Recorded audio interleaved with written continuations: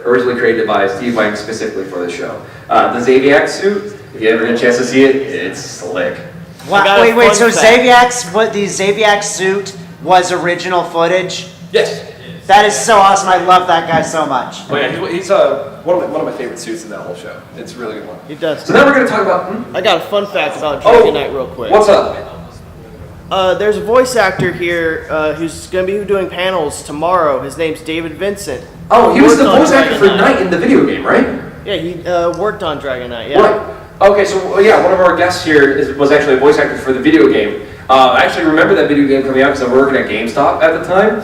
So I remember the theme song because it played every 15 minutes. I swear to God, the theme song is Kamen Rider and Dragon Knight. Together we will fight the fight, so let's ride. It was worse because my boss was like, "Don't you love this show?" And I'm just like, Not a bad game though. And the fun thing about that game, it's actually the Super Climax Heroes game from Kamen Rider. So if you know how to put in a couple codes to change games to thinking about different things, it'll reload as Super Climax Heroes. It's really funny. So this is Kamen Rider 5. Some people will be like, "This is my favorite's 555." I'm like, "You never watched the show." So this is the first Rider transform with a cell phone, and I think it's friggin' hysterical that this guy who's all about a communication device can't friggin' talk to people. The whole problem of the show is you sit everybody down at a table and just be like, "Here's your problem, work it out!" But that doesn't happen because there needs to be conflict for a Kamen Rider series. So when he transforms, he looks like this smooth looking dude. Isn't this a neat looking suit? It's pretty, I like it, I think it's cool. It lights up. All these little red bits on it are all light up. Those yellow bits on his head also light up. And when you look at this, what kind of bug do you think of? Firefly. A firefly, right? No, do not think that at all. That is not true. That is not the motif of this character at all. That is a Rider rumor that has been debunked years ago. Vise is a shark. Look at his fins on his head. Look at his mouth. He's got some weird choppers. And the reason why he's a shark is, what's an animal that's similar to a shark but it's on land? A wolf. I just blew your mind if you're a Vise fan, didn't I? So, I would highly recommend, if you guys have not seen Kamen Rider 5, go check it out. Even though the communication issues will piss you off, it is a great series. Some of the best suits in there. And probably one of the creepiest secondary riders known as Kaiza. There's a face he makes where he's just like... He's just a total creep, but the best thing about it, his actor has returned multiple times to reprise roles as Kaiza. And he's also a Sentai member now. He was Bard in Double Sentai Zuoja. Last year's Super Sentai team. So his actor is excuse me? Who was he in that? He was Bard. He was the orange one. Orange bird. Then the guy on the far right, that's Delta. He uses a belt, and when the people use the belt, they slowly go crazy until there's one guy that just doesn't care because he's already nuts. So they all die except for that one dude. And they made it out to be like, "Oh, it's Delta. What a big deal." You know Delta's been around when all the monsters are burning in pink flame because all our flames are in blue. You know it's Delta because he's so much stronger. And Delta shows up and gets jobbed every episode since. He's not that strong, forget it. Alright, so moving right along. This is Kamen Rider Blade. Now, the actor that played Kamen Rider Blade, he is the first openly gay Kamen Rider. He's done a couple of JAV things too, so if you want to go look it up, they're out there. But he played Kamen Rider Blade, and Blade was... It wasn't a good show, but Japan loves it because it's like, it was a meme machine before meme machines were meme machines, let's put it that way. The show has so many different faces and bizarre acting choices that if you're in a Kamen Rider thread and somebody says something stupid or people are laughing at it, you're guaranteed to see some faces from Blade. So Blade is all based off of trading cards, or not trading cards, like playing cards, like, poker, things like that. So Blade himself is a spade, and then you have Chalice who's heart, and then you have Mangle who's a club, and Garen who's a diamond. Garen is awesome. He's actually one of the better Rider characters of the show. The reason why a lot of people like him is that whenever he shows up, he usually just kind of like stands behind something, just kind of like pops himself out like, "I'm not here, bye." And then he's supposed to be a good guy, but he makes himself seem to be a bad guy like so much. He gets his butt kicked by a monster. So Blade comes over to save him like, "Oh, you okay, man? I got you. Are you good?" As soon as Blade comes over to grab him and help lift him up, Garen's pulling his gun out of his holster and just kind of like turning it towards him, just like, "You idiot." So I highly recommend you check this one out too, because I hate it. I hate the show. I can't recommend this to anybody. What am I saying? I can't watch it. Like I get about 20 episodes in, and it's just such a slog. But I hear from episode 25 forward, it's where everything gets stupid crazy, it gets super silly, and it has one of the best Rider endings ever. I will not debate that because after hearing it, I'm like, yeah, that's pretty rad. And there hasn't been a Rider ending like it since. The cool thing about the guy on the far right, the guy that plays Garen, he ends up being a Rider character again in the future, but we'll get to that soon enough. So this is Kamen Rider Hibiki.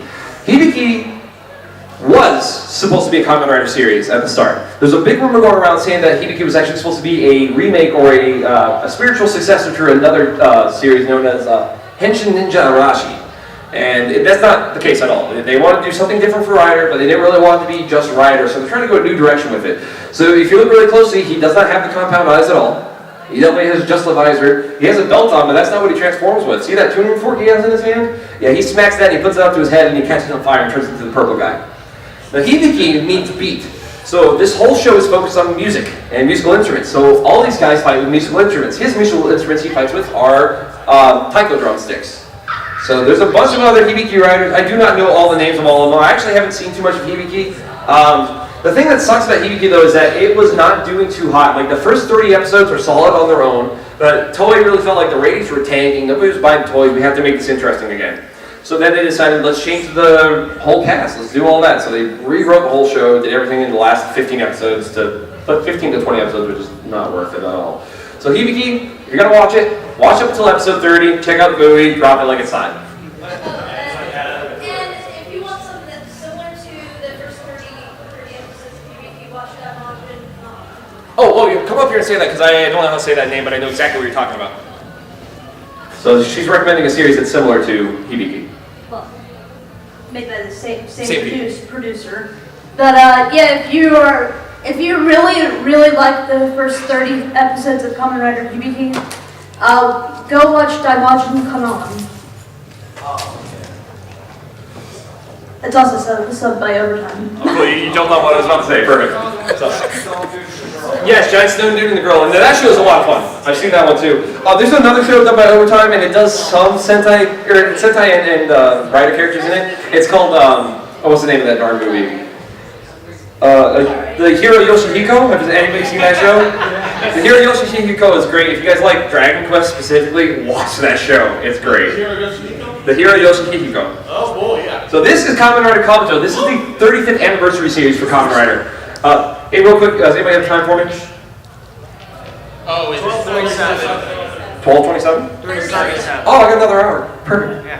I got plenty of time to get through this, because usually at this point I'm like, and this is this guy, this is this guy, this is, bye! I feel like those kids on Teletubbies, they just say stuff and they're like, okay, bye. Alright, so this is Kamen Rider Kabuto, this is Tendo Soji. He is the man that walks the path of heaven. He's above everybody else. He walks the path of heaven. He talks about his grandma a lot. He is better than you in every regard. He's also kind of like the Flash because he's fast. So this is the masked form. When you take that thing in his hand called the Zector and put it into his belt, he would turn into this big armored chunky thing, and it's like, what in the world is this? Is that a rider? And then he would pop the horn up and pull it to the side. All the armor would blast off of him, and he would become Kamen Rider Kabuto.